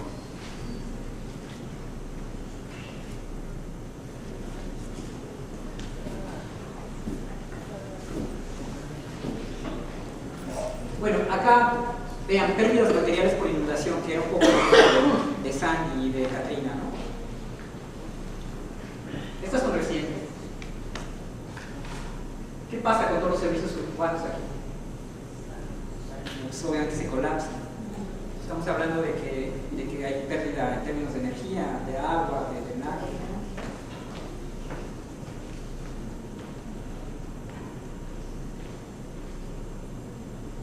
Tabasco. Bien interesante, ahí tenía un colega que estaba haciendo la gestión de maestría, en donde cada año se inundan, ¿no? Llueve, se inunda. Y entonces ya la planta baja ya no tiene muebles, sino que se convirtió en un embarcadero. Pues cuando empieza a llover, los muebles los quitan de alguna forma, los suben, y entonces abajo es un embarcadero, ya tienen ahí una salida con escaleras y lanchas. Y cuando hicimos el estudio de este asunto, encontramos que el 70-80% de las casas ya tenían una adaptación a esto, una adaptación al cambio climático, ¿no? Un embarcadero en el primer piso. Y para los que aquí hay arquitectos, ¿o ninguno? Nada más uno. ¿Nadie más? Ah, bueno, claro.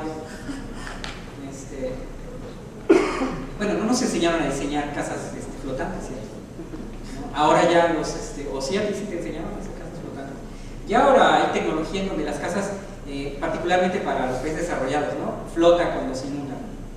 Entonces tienen los servicios conectados con mangueras y de alguna forma plástico, y entonces la casa sube de nivel. Entonces se hace una cimentación. Para los que no saben de ese asunto, pues la cimentación está a la tierra, clavada a la tierra, ¿no? Integrada a la tierra. Entonces ya hicieron una cimentación que es como una charola, y entonces cuando se inunda en algún río europeo, sube con todo de casa, ¿no? Entonces ya estamos en otro mundo.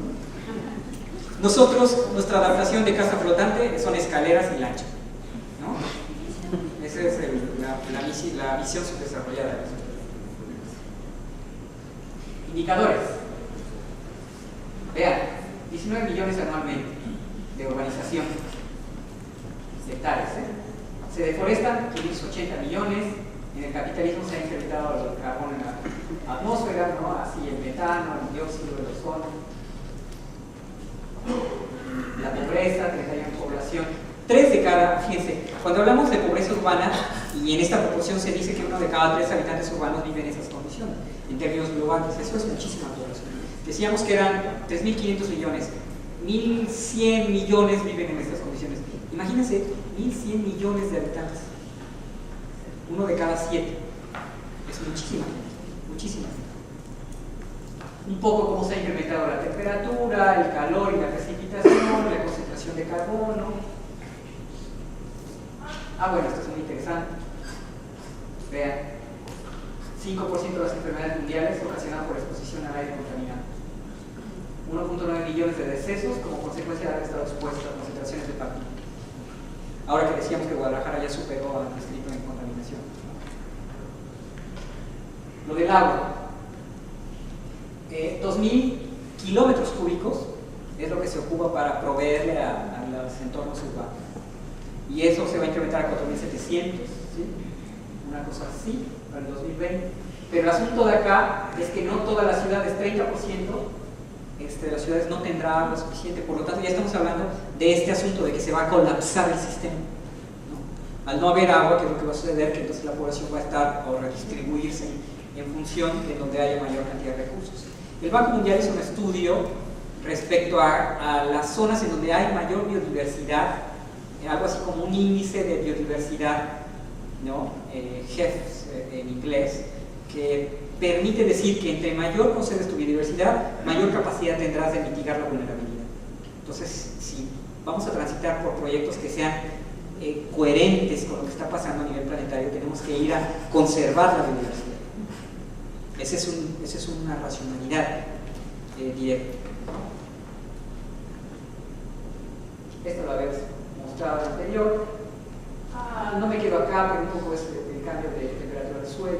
Acá la emisión de gases de efecto invernadero o de carbono en particular, vean como prácticamente el norte es el que contribuye más que todo el sur, ¿no? Todo el sur pues no contribuimos de manera tan importante. Obviamente lo rojo es mayor cantidad de contaminantes, ¿no? protección, áreas naturales protegidas, nosotros estamos desafortunadamente entre las que menos tenemos, conservación de diversidad genética. Vean cómo, bueno, a Sudamérica existen algunas partes, México tiene por ahí limitadas. Mejor los europeos, carajo. Agua, disponibilidad de agua. Nosotros estamos en una condición, para el Instituto de Administración y Manejo del Agua, que estudia el asunto con mucha precisión, dice que cuando tenemos una disponibilidad en per cápita anual abajo de 1000 metros cúbicos persona, indica que tenemos problemas serios. Entonces nosotros estamos en esa condición, y para hacer el promedio es algo relevante. Nosotros estamos en una de las mayores tasas de deforestación. Vean qué maravilloso tenemos en otro lugar. Menor cantidad de áreas naturales protegidas. Agua potable per cápita, vean, también de los más bajos. Renovable, agua renovable. No me quiero quedar acá. Cierro esto rápidamente. Las condiciones de las ciudades son cada vez más de mayor vulnerabilidad. Y los problemas que van a afrontar a partir de los problemas del cambio climático tienen que ver con agua, alimentación y pobreza. Por eso empezamos con pobreza, pero ahorita cerramos un poco con el asunto de agua, con el asunto de alimentación. Los efectos en el ambiente se están revirtiendo a la sociedad. Entonces, cuando nosotros mismos usamos desechables, contaminamos, tiramos la basura, nosotros estamos poniéndole ahí el granito, ¿no? Cuando salimos y dejamos las luces prendidas, o cuando lo prendemos la luz y hay iluminación suficiente, o sea, ahí estamos sumando. Claro, no en la escala ni en la medida que lo hace un norteamericano, ¿no? Un norteamericano consume 600 litros diarios de agua. El promedio para los países latinoamericanos es de 200. Entonces ellos lavan la calle, todavía acá en Cuernavaca pueden ver gente que lava la calle con la manguera, ¿no? Sale orgulloso así, y la deja limpiecita. De China, casi se hinca y hace así a la banqueta. Entonces, bueno, esa parte es importante cambiarla con una racionalidad y una educación, digamos, social.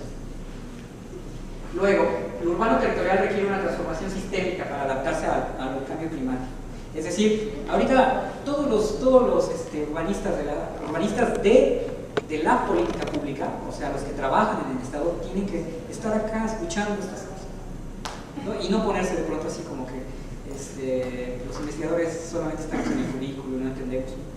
A lo mejor el intercambio sería saludable, ¿no? Y sin broncas, ¿no?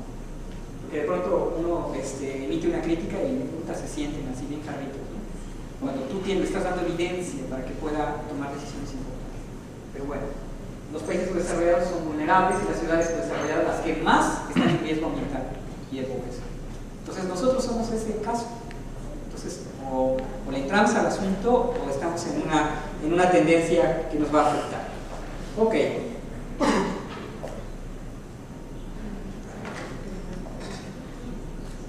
Ahora, vamos a esta parte que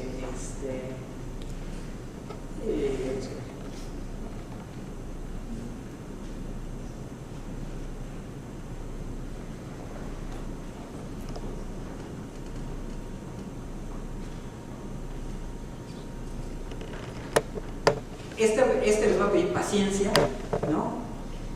Y una paciencia y una apertura a la charla o al discurso muy que va de lo práctico a lo teórico. Ya vimos cómo están las circunstancias, cuál es la explicación. Y esta parte a mí me parece, la dejé al final porque a mí me parece central discutir. Si no discutimos cuál es el origen de las cosas, no podemos saber cuáles son las soluciones. Podríamos inventar miles de cosas, pero eso no va a solucionar las cosas, porque no estamos entendiendo dónde está el origen. Entonces, esta parte teórica es central. Principios de aprovechamiento regional, urbano regional. Y sería como objetivo revisar las funciones teóricas del urbano y su papel en los efectos territoriales. La pregunta es, ¿por qué se aprovecha el territorio tan intensivamente? Y Entonces empezamos con esta discusión necesaria. El ambiente y el territorio son el soporte de todas las actividades humanas. No hay una sola sociedad, ni la egipcia, ni la mesopotámica, ni la hindú, ni la china, que no haya necesitado el territorio. Necesitaron el territorio, del ambiente, para poder sobrevivir. Primer acuerdo general, ¿no? Digo, o si hay alguien acá que cree que no necesitamos el territorio, bueno, pues, podríamos discutir, ¿no? Luego, cada sociedad se apropia del territorio, lo utiliza, lo transforma, lo destruye según su desarrollo humano. Entonces, es obvio que la tecnología que no tenían en Egipto llevó a una transformación del territorio de menor intensidad que la que tenemos ahora. ¿Estamos de acuerdo? Había un desarrollo tecnológico diferente. Aquí está un poco la definición del urbano a través del tiempo, que era la pregunta para responder. Esta es una clasificación materialista de cómo es que las sociedades se han organizado a lo largo del tiempo. Es evidente que acá en el 8000, cuando acababa de terminar la glaciación, pues no teníamos tecnología más que para sobrevivir al frío, ¿no? A lo mejor alguna piel y a lo mejor alguna cueva. ¿Cómo transformamos el territorio ahí? Pues no lo transformamos, apenas se sobrevivía. Pero a partir de este momento en donde se desarrolla el manejo de metales, intercambio, el comercio, a partir de ese momento entonces somos capaces de transformarlo en mayor escala al territorio. Pero cuando llegamos al capitalismo, y estamos hablando de 700, 1700, 1800, hacia el 2014, entonces ya tenemos una posibilidad mayor de transformar el territorio. Ahora, esta línea también tiene a la cantidad de población. Entonces acá pues había muy poca población y acá tenemos un crecimiento exponencial que hace evidentemente que las concentraciones y el desarrollo tecnológico sean agresivos con el medio ambiente. Pero lo agresivo tiene que ver con algo. Para que funcione el capitalismo, que es este fragmento de las sociedades, necesitamos estos tres factores. Capital, que tiene que ver con construcciones y con lo material en lo general. Tierra, que es el territorio, pues, los recursos, y trabajo, mano de obra. Entonces, cuando yo decía al principio que las ciudades crecen y que lo hacen debido a que hay una concentración de actividad económica, me refería a que, uno, el capitalismo requiere a la ciudad. Pues si ustedes hablan de territorio sin entender a la ciudad, no entienden el capitalismo, ni tampoco entienden a la ciudad. Entonces, son dos circunstancias que están íntimamente ligadas. Entonces, cuando el capitalismo se consolida lo urbano. Y lo urbano implica, entre otras cosas, que hay una concentración de trabajo y de capital. Es como si le dijeras ahorita a Einstein o a Freud que están loquitos. Esta es una categoría teórica, ¿sale? Entonces, en el término teórico tú englobas una serie de conceptos. Esos incluyen, entre otras cosas, la energía. Ahora, yo podría desmenuzar esto hasta sus últimas consecuencias, ¿no? Entonces el capital es capital fijo y capital variable. ¿Qué obras? Y la mano de obra también tiene que ver con diferentes circunstancias. Y la tierra tiene que ver con medios de producción. Y los medios de producción son los factores de producción, las fuerzas de trabajo y los medios. Entonces lo puedes desmenuzar hasta las últimas consecuencias. Un poco lo que te digo es que ahí está integrada la energía. Sí, simplemente lo quiero ver como una herramienta, ¿no? Sé que te permite transformar eso. Y lo que te lo permite transformar ha sido la energía. Ok, eso está integrado teóricamente. Está bien. Ajá.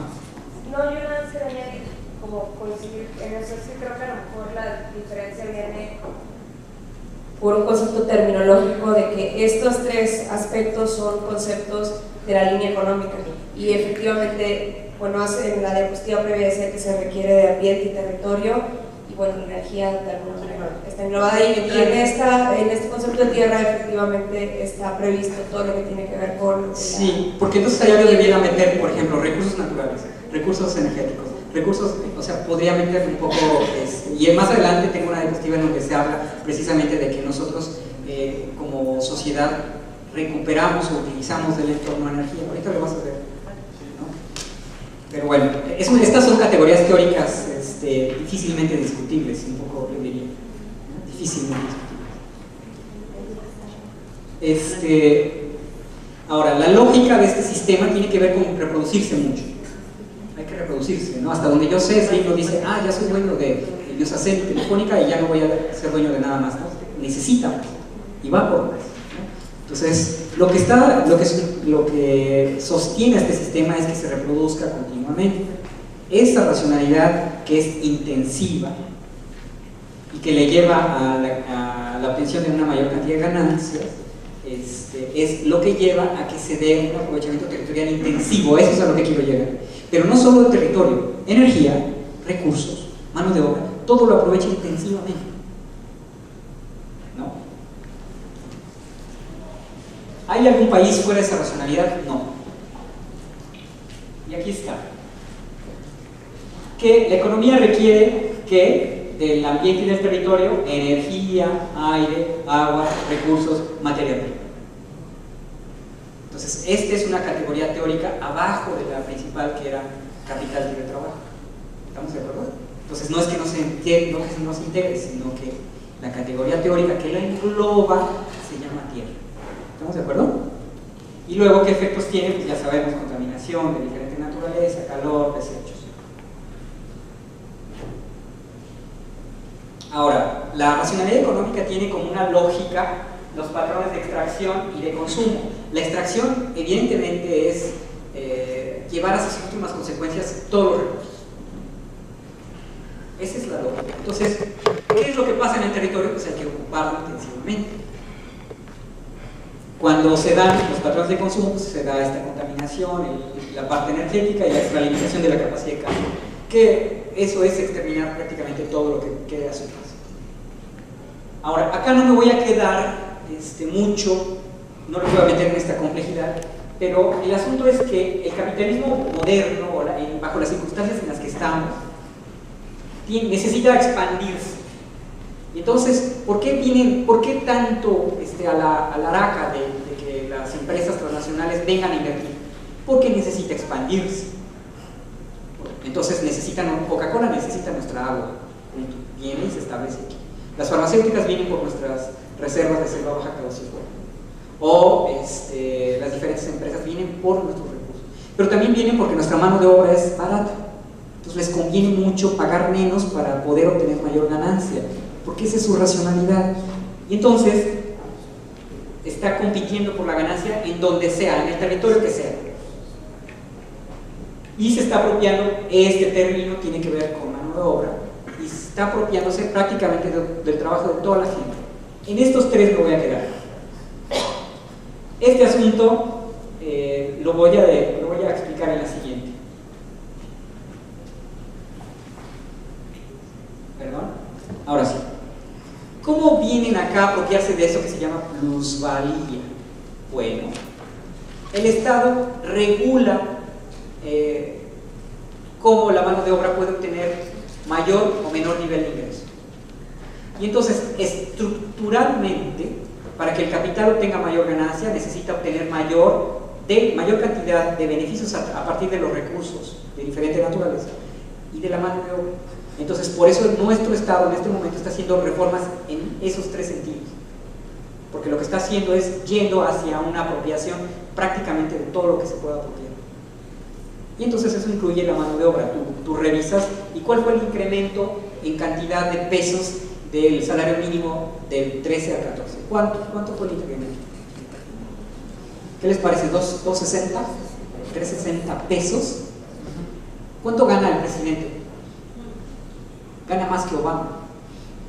¿No les parece raro que el presidente gane más que Obama y que un asalariado mexicano gane menos a nivel mundial de los que ganan a nivel mundial? Tan solo en Venezuela, en Perú, en Bolivia, ganan 20 veces, 30 veces más que nosotros. En salario mínimo. Entonces significa que somos un país exquisito para el capital extranjero que está viniendo. ¿Por qué? Porque nuestro Estado está manteniéndonos con un nivel de ingreso muy bajo. Pero esta es la circunstancia estructural. ¿Qué es lo que pasa con los recursos? Igual, reforma petrolera, entonces va a haber, se puede apropiar del territorio, explotarlo y luego regresárselo, se lo está prestando. Eso es lo que se está discutiendo, ¿cierto? Sí estamos más o menos en esa sintonía, supongo, ¿no? Entonces, bueno. Y lo que hay que subrayar es que nosotros somos periféricos, o sea, ¿Se apropian del trabajo? No, no en París. Se apropian en América Latina, en Asia, en África. ¿No? Ahora, ¿hay trabajadores en París? Claro que sí, africanos, muchos. ¿No? Pero nosotros somos los que estamos maquilando, los que estamos extrayendo, los que estamos... Acá es por donde vienen, por la mano de obra. Eso es lo que quiero subrayar. Ahora,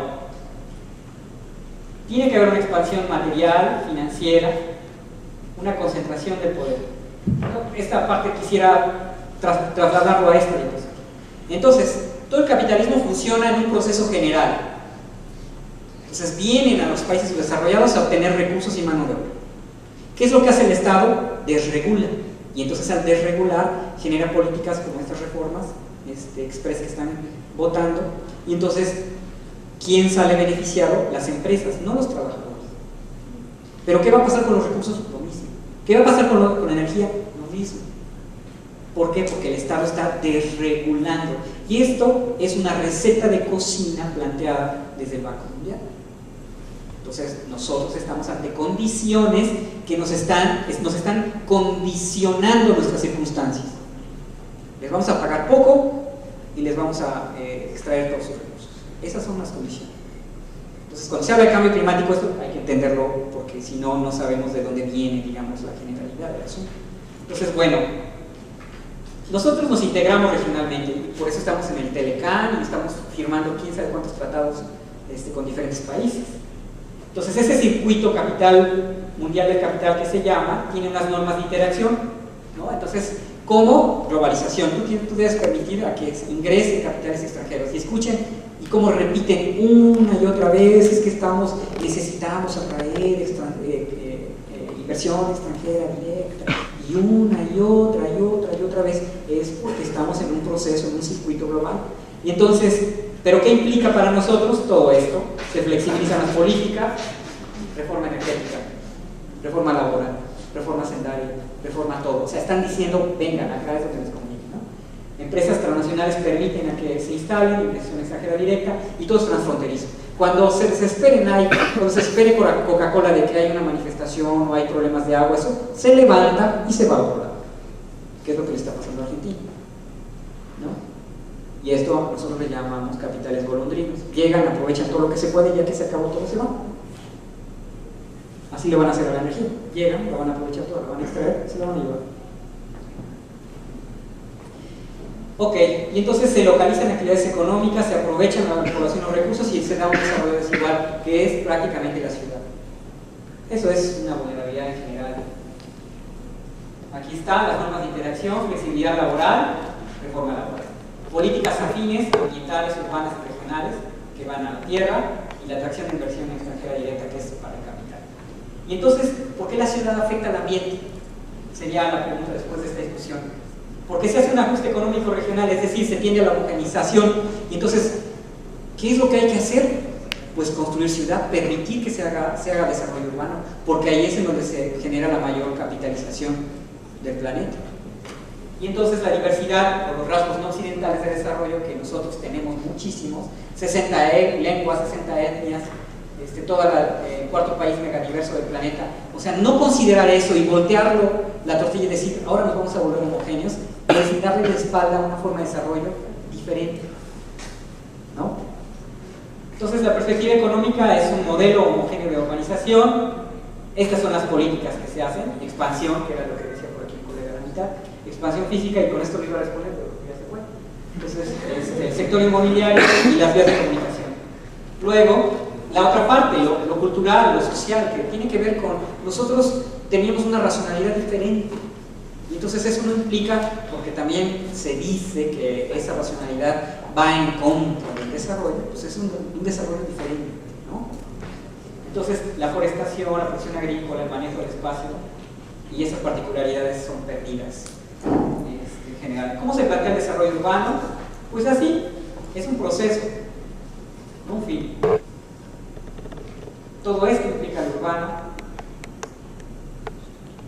pero el desarrollo debiera plantearse en términos de cómo resolver las circunstancias en las que estamos, no cómo agudizar. Entonces, ¿cuáles son las características actuales? Hiperconcentración y fragmentación, desatención administrativa, condiciones de vida, disparidad, desequilibrios, deterioro, cambio climático, vulnerabilidad alimentaria, agua, energía.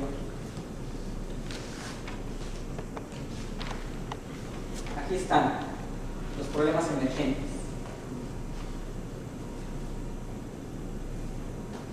Ahora, los consensos internacionales hablan ya de diferentes rutas para mitigar el asunto. Nosotros, de alguna forma, estamos entrando tarde al problema y ahorita lo vamos a ver. Para nosotros no es de interés común el agua y la energía, ¿no? En un programa de desarrollo urbano del Centro de Población se observa en dónde está el asunto del agua y la energía y la pobreza. Eso no somos de interés. Lo que interesa es una vía de comunicación, una ampliación del área urbana, una expansión urbana irrestricta. Entonces, y ya hay ejemplos muy claros en todo el planeta, en diferentes partes, donde se está haciendo una política urbana que es de este tipo, mitigadora.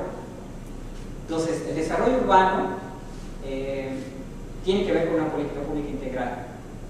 Estos factores deberían integrarse y estas escalas de intervención deberían tenerse.